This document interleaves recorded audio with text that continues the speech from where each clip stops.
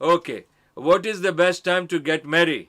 Because in our society, most of the person getting marriage after getting married after 30 or 40 because of their family.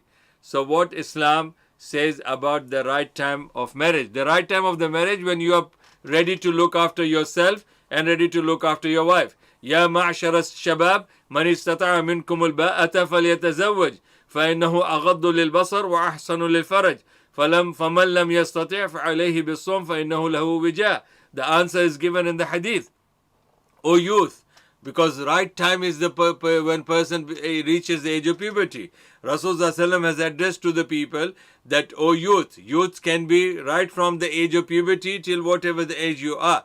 He said that if you have the means to marry, which means you have the sexual ability, you have physical ability, you have the social ability to marry, then you should marry, because it will lower your gaze and it will protect you from zina, fornication.